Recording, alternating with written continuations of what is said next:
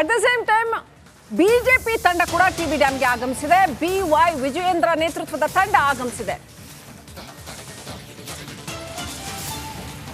ರಾಜ್ಯ ಸರ್ಕಾರವೇ ಇದರ ಹೊಣೆ ಹೊರಬೇಕು ಅನ್ನುವಂಥದ್ದು ಸರ್ಕಾರದ ವಿರುದ್ಧ BY ವಿಜಯೇಂದ್ರ ಆಕ್ರೋಶ ವ್ಯಕ್ತಪಡಿಸಿದ್ದಾರೆ.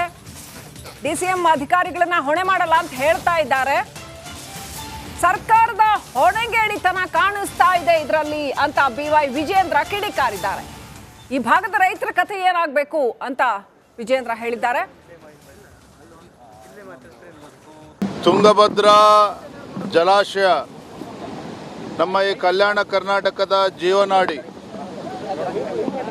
ಕರ್ನಾಟಕ ಪಕ್ಕದ ಆಂಧ್ರ ಪ್ರದೇಶ ಮತ್ತು ತೆಲಂಗಾಣ 3 ರಾಜ್ಯಗಳ ರೈತರಿಗೂ ಕೂಡ ಅನುಕೂಲ ಆಗ್ತಕ್ಕಂಥ ಈ ಜಲಾಶಯ ವಿಶೇಷವಾಗಿ ನಮ್ಮ ಕರ್ನಾಟಕದಲ್ಲಿ ಕೊಪ್ಪಳ, ಬಳ್ಳಾರಿ, ವಿಜಯನಗರ ಮತ್ತು ರಾಯಚೂರು ಜಿಲ್ಲೆಗಳು ಈ ಭಾಗದಲ್ಲಿ ಸುಮಾರು 10 ಲಕ್ಷ ಹೆಕ್ಟೇರ್ಗೂ ಹೆಚ್ಚು ಪ್ರದೇಶಗಳಲ್ಲಿ ರೈತರಿಗೆ ಭತ್ತ ಬೆಳೆಯೋದಕ್ಕೆ ಅನುಕೂಲ ಆಗ್ತಕ್ಕಂಥದ್ದು. ಕಳೆದ 2 ವರ್ಷ ನಿರಂತರವಾಗಿ ಬರ ಮಳೆ ಕಡಿಮೆ ಆಗಿರೋದ್ರಿಂದ ರೈತರು ಸಂಕಷ್ಟದಲ್ಲಿದ್ದರು. ಈ ಬಾರಿ ಸಾಕಷ್ಟು ಮಳೆ ಆಗಿ, ವರುಣದೇವನ ಕೃಪೆಯಿಂದ ಸಾಕಷ್ಟು ಮಳೆ ಆಗಿ ಈ ಭಾಗದ ರೈತರು ಭಾಳ ಸಂತೋಷದಿಂದಿದ್ದರು. ಈ ಬಾರಿ ಆದ್ರೂ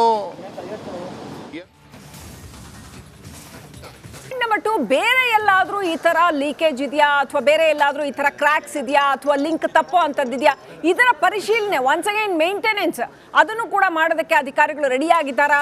ಈ ಸಮಸ್ಯೆ ಸಾಲ್ವ್ ಆಗತ್ತೆ ಅಂತ ಅನ್ಸುತ್ತಾ ನಾಗೇಂದ್ರ ಬಾಬು?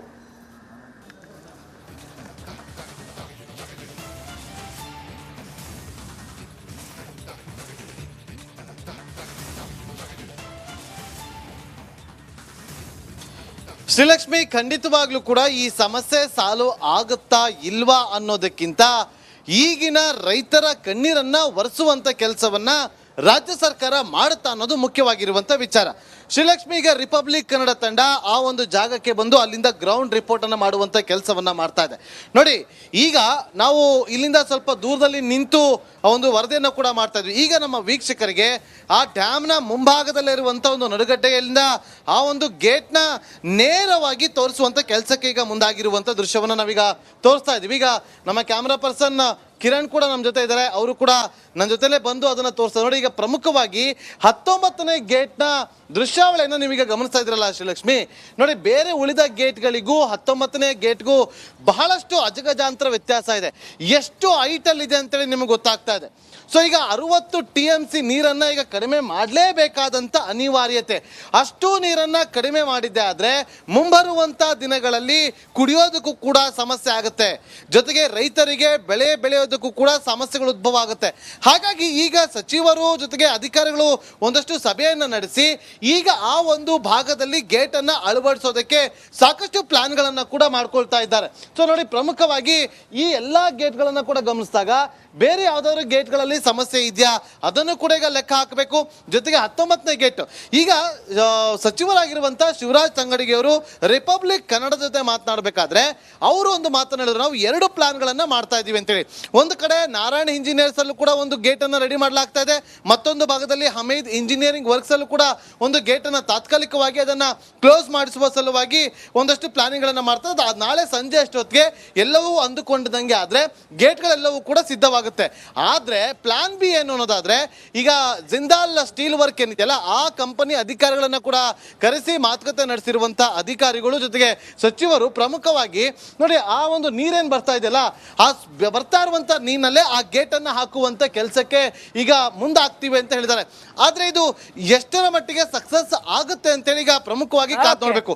ನೋಡಿ, ಈಗ ನೀರು ಹೆಚ್ಚಿನ ಪ್ರಮಾಣದಲ್ಲಿ ಈಗ ಹೊರಗಡೆ ಬಿಡಲಾಗ್ತಾ ಇದೆ. 1.5 ಲಕ್ಷ ಕ್ಯೂಸೆಕ್ ನೀರನ್ನ ಈಗ ಹೊರಗಡೆ ಬಿಡ್ತಾ ಇರುವಂತದ್ದು. ಆ ಡ್ಯಾಮ್ ನ ಮುಂಬದಿಯಲ್ಲಿರುವಂತಹ ಒಂದು ನಡುಗಡ್ಡೆಯ ಮೇಲೆ ನಾವು ನಿಂತಿದ್ದೀವಿ. 2 ಭಾಗದಲ್ಲೂ ಕೂಡ ಡ್ಯಾಮ್ ನಿಂದ ಹೊರಗಡೆ ಬರ್ತಾ ಇರುವಂತ ನೀರು ಹರಿದುಕೊಂಡು ಹೋಗ್ತಾ ಇರುವಂತದ್ದು. Srilakshmi, right, thank you Nagendra Babu ಡೀಟೇಲ್ಸ್ಗಾಗಿ.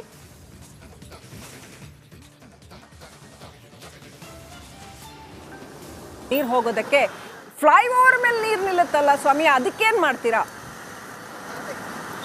ನಾನು ಒಂದು ಅಬ್ಸರ್ವ್ ಮಾಡಿದ್ದೀನಿ, ನಾವು ಎಷ್ಟೇ ಪಾಟ್ ಹೋಲ್ನ ಮುಚ್ಚಬೇಕು ಅಂತೇಳಿ ನೋಡೋದು, ನಾನೇ ಕಣ್ಣಲ್ಲಿ ನೋಡಿದೆ, ಎಲ್ಲ ಒಂದೊಂದು ಅರ್ಧ ಅಡಿ ಗುಂಡಿಗಳಿವೆ. ಇದು ಭಾಳ ಡೇಂಜರಸ್ ಕೇಸು. ಮಳೆ ನಿಂತಾಗ ಎಲ್ಲ ಹೇಳಿದ್ದೀನಿ, ಸುಮಾರೆಲ್ಲ ಅಪ್ಲೋಡ್ ಮಾಡ್ತಾಯಿದ್ದಾರೆ. ಪೊಲೀಸ್ ಅವ್ರಿಗೂ ಹೇಳಿದ್ದೀನಿ ನಾನು, ಈಗ ತಾನೇ DCPಗಳಿಗೂ ಮಾತಾಡಿದೆ ನಾನು.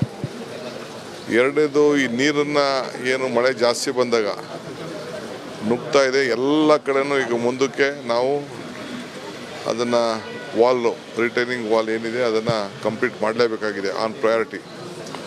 ಎರಡನೇದು, ನಾನು ಗಮನಿಸಿದ್ದೀನಿ, ಈ ರೋಡ್ ಪಕ್ಕ ಫುಟ್ಪಾತ್ ಮೇಲೆ ವಿಪರೀತ ಡೆಬ್ರಿಸು ಮಣ್ಣುಗಳು ಹಾಕಿದ್ದಾರೆ. ಇದಕ್ಕೇನಾದ್ರು ಒಂದು ವ್ಯವಸ್ಥೆ ಮಾಡಲೇಬೇಕು, ಆನ್ ಪ್ರಯಾರಿಟಿ. ಎಲ್ಲ ನಾನು ನೋಡ್ತಾ ಇದ್ದೀನಿ. ಹಾಗಾಗಿ ಯಾವಾಗ ಡೆಬ್ರಿಸ್ ಇರ್ತದೆ ಫುಟ್ಪಾತ್ ಮೇಲೆ, ಅದೇ ಒಳಗಡೆ ಹೋಗಿ ಮುಚ್ಕೊಳ್ಳೋಂಥದ್ದು. ಸೊ ಅದಕ್ಕೆ ಕಂಪ್ಲೀಟ್ ನನ್ನ ಆಫೀಸರ್ಸ್ಗೆ ಹೇಳ್ತಾ ಇದೆ, ಅವ್ರಿಗೇನೋ ನಮ್ಮ ಇಂಜಿನಿಯರ್ಗೆ 1 ಲಕ್ಷ ಟ್ರ್ಯಾಕ್ಟ್ರು ಕೊಡ್ತಾರೆ ಅಂತ. ಎಲ್ಲಿ ಕ್ಲೀನ್ ಮಾಡಿ. ಮಳೆಯ ಅವಾಂತರಗಳಿಗೆ ಬೆಂಗಳೂರಿನ ಜನ ಬೇಸತ್ತು ಹೋಗಿದ್ದಾರೆ. ಈ ಸಾಕಾಗಿ ಹೋಗಿದೆ ಜನಕ್ಕೆ. ಜೊತೆಗೆ ಈ ಕುಂಭದ್ರೋಣ ಮಳೆಯ ಏನು ಹೊಡೆತ ತಾಳಲಾಗದೆ ಜನ ಕಂಗಾಲಾಗಿದ್ದಾರೆ. ನಗರದ ಹಲವು ರಸ್ತೆಗಳು ಜಲಾವೃತ ಆಗಿದೆ. ನಿನ್ನೆ ರಾತ್ರಿಯಿಂದನೂ ರಿಪಬ್ಲಿಕ್ ಕನ್ನಡ ತೋರಿಸ್ತಾನೆ ಇದೆ ಯಾವ ರೀತಿನಲ್ಲಿ ಅನೇಕ ಪ್ರದೇಶಗಳಲ್ಲಿ ಈ ಮಳೆಯ ಅವಾಂತರ ಸೃಷ್ಟಿಯಾಗಿದೆ ಅನ್ನುವಂಥದ್ದು. ಭಾರಿ ಅವಾಂತರ ಸೃಷ್ಟಿಯಾಗಿದೆ. ಮಳೆಗೆ ವರ್ತೂರು ರಸ್ತೆ ಸಂಪೂರ್ಣ ಜಲಾವೃತ ಆಗಿದೆ. ತುರಬರಹಳ್ಳಿ ಹತ್ರ ಅಂತೂ ಕೆರೆ ಥರನೇ ಆಗಿಬಿಟ್ಟಿದೆ ಅಂತ. ಕೇವಲ ಇದೊಂದೇ ಅಲ್ಲ, ನೀರು ನಿಲ್ಲೋದ್ರಿಂದ ರೋಗಗಳು ಹರಡ್ತವೆ. ತಕ್ಷಣ ಅದನ್ನ ಕ್ಲೀನ್ ಮಾಡದಿದ್ರೆ ಅದರದ್ದು ಪರಿಣಾಮಗಳು ಇನ್ನೂ ತುಂಬ ಇರುತ್ತೆ.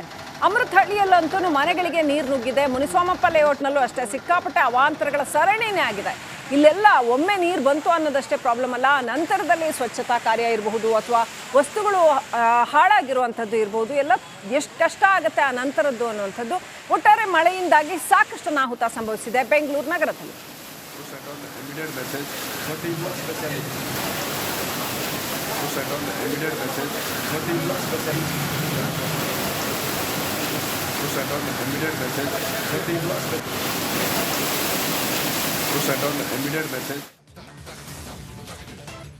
ಮಳೆಯಿಂದಾಗಿ ಎಷ್ಟೆಲ್ಲ ಅನಾಹುತ ಆಗಿದೆ ಬೆಂಗಳೂರಲ್ಲಿ ಅನ್ನೋದನ್ನ ಬೆಳಗಿನಿಂದಲೂ ಕೂಡ ರಿಪಬ್ಲಿಕ್ ಕನ್ನಡ ತೋರಿಸ್ತಾನೆ ಇದೆ. ಹಾಗೆಯೇ ಆನೇಕಲ್ನಲ್ಲಿ ಡ್ಯಾಡಿಸನ್ ರೆಸಾರ್ಟ್ನಲ್ಲಿ, ಆ ಡ್ಯಾಡಿಸನ್ ಗಾರ್ಡನ್ ಅನ್ನುವಂಥ ಒಂದು ಹೋಟೆಲ್ನಲ್ಲಿ ಏನೆಲ್ಲ ತೊಂದರೆಗಳಾಗಿದೆ, ಅವಾಂತರಗಳಾಗಿದೆ, ಜಲ ದಿಗ್ಬಂಧನನೇ ಆಗಿಬಿಟ್ಟಿದೆ ಅಂತ ಕಮ್ಮಸಂದ್ರದಲ್ಲಿ ಇರ್ತಕ್ಕಂಥ, ಆನೇಕಲ್ ತಾಲೂಕು ಕಮ್ಮಸಂದ್ರದಲ್ಲಿ ಇರ್ತಕ್ಕಂಥ ಒಂದು ಹೋಟೆಲ್ ಇದು. ಧಾರಾಕಾರ ಮಳೆಗೆ ಈ ಬಡಾವಣೆ, ಸಂಪೂರ್ಣ ಬಡಾವಣೆಯೇ ಜಲಾವೃತ ಆಗಿದೆ. ಅಲ್ಲಿ ಓಡಾಡೋಕ್ಕೆ ಆಗ್ತಿಲ್ಲ. ಅಷ್ಟೊಂದು ನಿವಾಸಿಗಳು ಹೊರಬರಲಾಗದೆ ಸಂಕಷ್ಟ ಪಡ್ತಾ ಇದ್ದಾರೆ. ನೂರಾರು ಮನೆಗಳು ಇರ್ತಕ್ಕಂಥ ಡ್ಯಾಡಿಸನ್ ಗಾರ್ಡನ್ ಲೇಔಟ್ ಏನಿದೆ ಅದು ಪೂರ್ತಿಯಾಗಿ, ಅಲ್ಲಿ ಕೇವಲ 1-2 ಹೋಟೆಲ್ ಅಥವಾ ಮನೆ ಮಾತ್ರ ಅಲ್ಲ, ಸಂಪೂರ್ಣ ಇಡೀ ಬಡಾವಣೆಯ ನೀರಿನಿಂದ ಆವೃತ ಆಗಿದೆ. ಆನೇಕಲ್ ಬರಿಯ ಡ್ಯಾಡಿಸ್ ಗಾರ್ಡನ್ ಲೇಔಟ್ ಏನಿದೆ ಕಂಪ್ಲೀಟ್ ಆಗಿ ನೀರು ತುಂಬಿಕೊಂಡಿದೆ. ಅಲ್ಲಿ ಈಗ ಮಷಿನ್ಸ್ ತಂದು, ಮೋಟಾರ್ ತಂದು ನೀರನ್ನ ಹೊರ ಹಾಕುವಂಥ ಕೆಲಸನ ಮಾಡ್ತಾ ಇದ್ದಾರೆ. ಸೊ ಏನೇನಾಯ್ತು?